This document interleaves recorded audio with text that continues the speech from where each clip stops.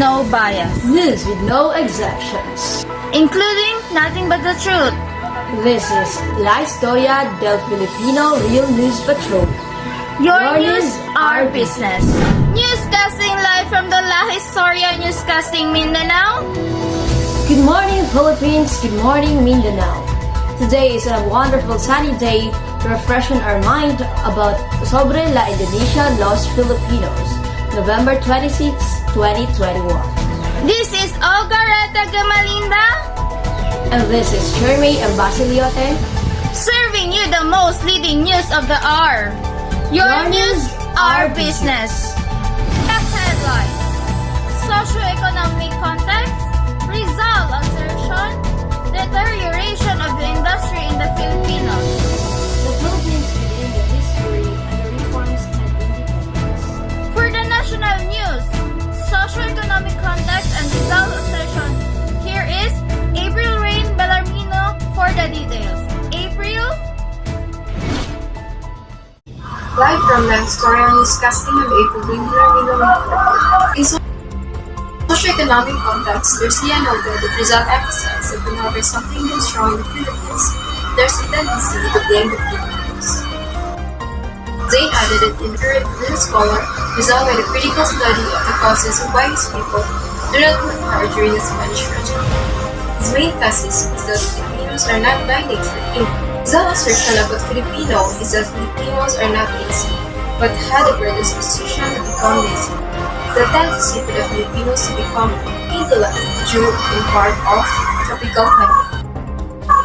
The Europeans and the tropics, people like tropics are expected to work less. Long before the coming of the Spaniards, Filipinos were industrious and hardworking.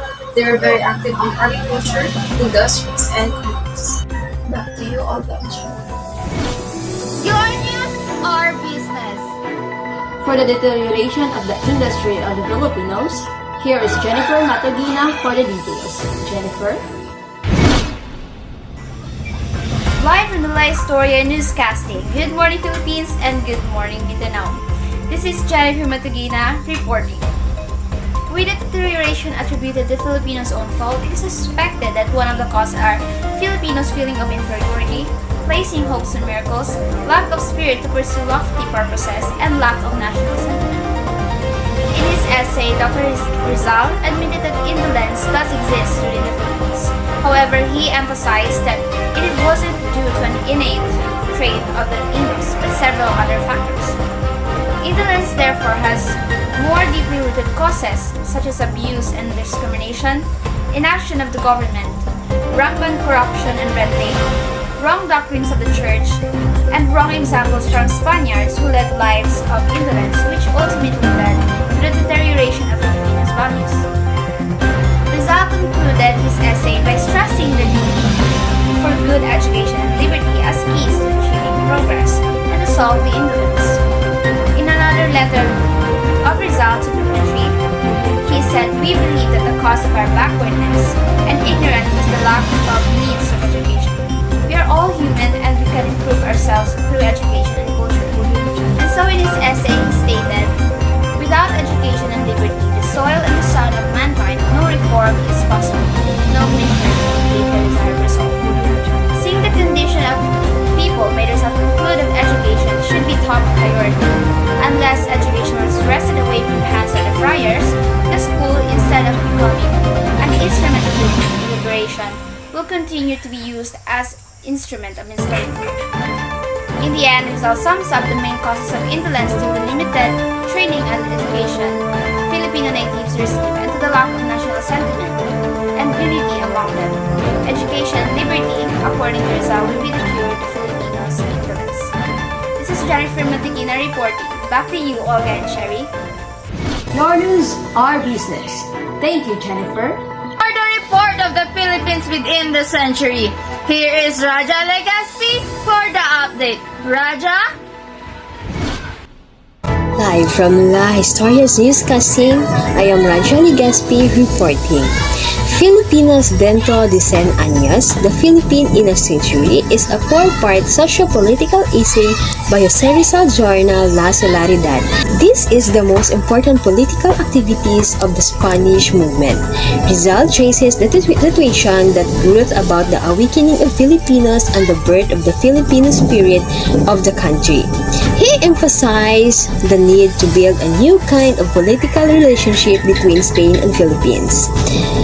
And the former wanted to be completely separated from the latter. Spain has been given some sort of ultimatum, reform, or independence.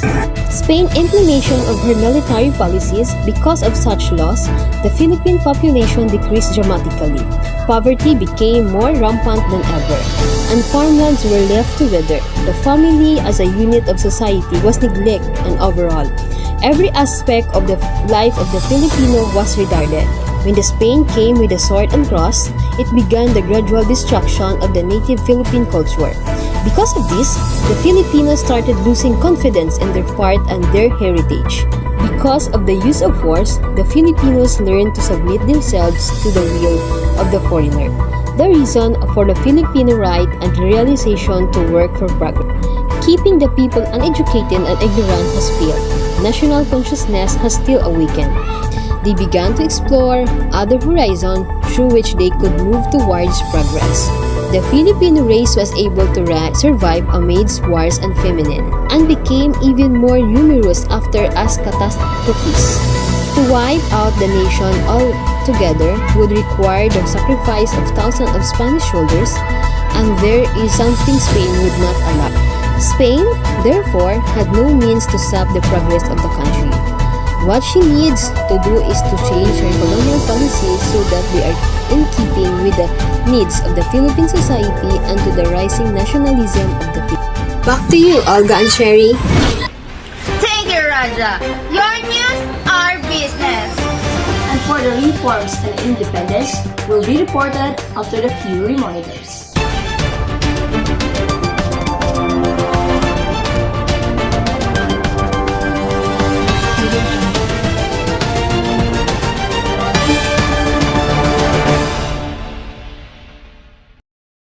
Magandang araw!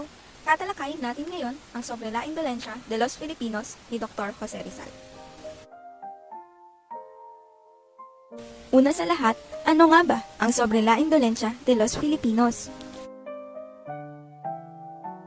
Isa itong sanaysay na isinulat ni Dr. Jose Rizal na tinatalakay ang sinasabing katamaran ng mga Pilipino noong pinamumunuan sila ng mga Kastila.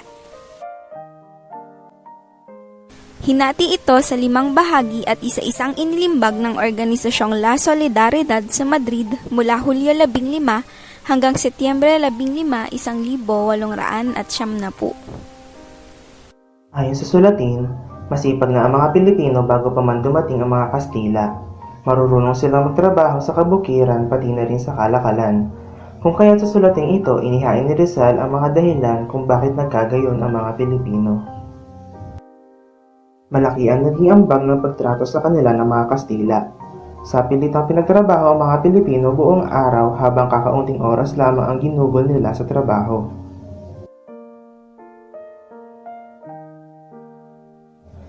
Isa pa ang maling turo ng simbahan. Ayon sa mga prayle, mas madaling makararating sa langit ang mga taong may hirap. Isa ring dahilan ang mababang kalidad ng edukasyon. Hindi tinuruan ng mga Pilipino ng mga paraan upang mapaangat ang kanilang buhay. Maapekto rin ang klima ng bansa. Ipinagdiinan ni Rizal na ang isang oras na trabaho sa tirik na araw ay katumbas ng isang buong araw na trabaho sa ibang klima.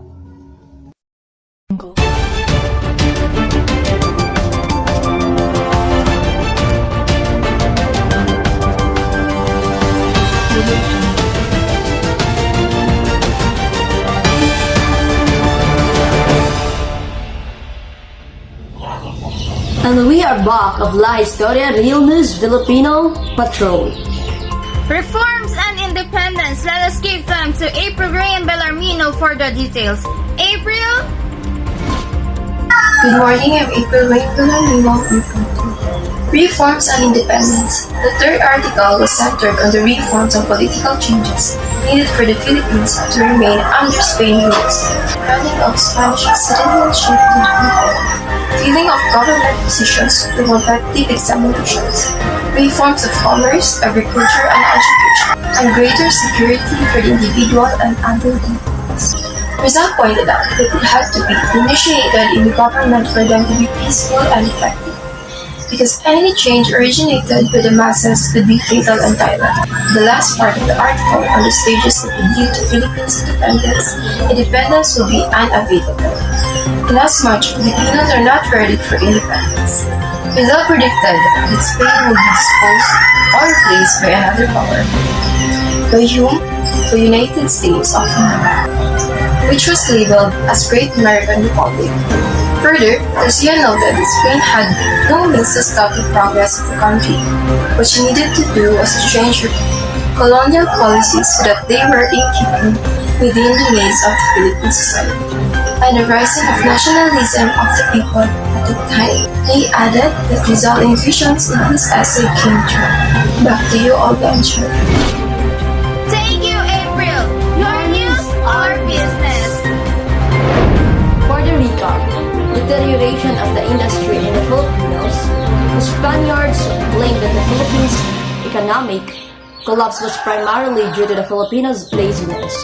However, according to the Zaide 2008, the decline can be attributed to two things.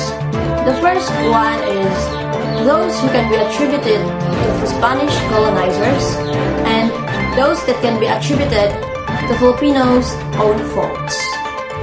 Philippines within the history.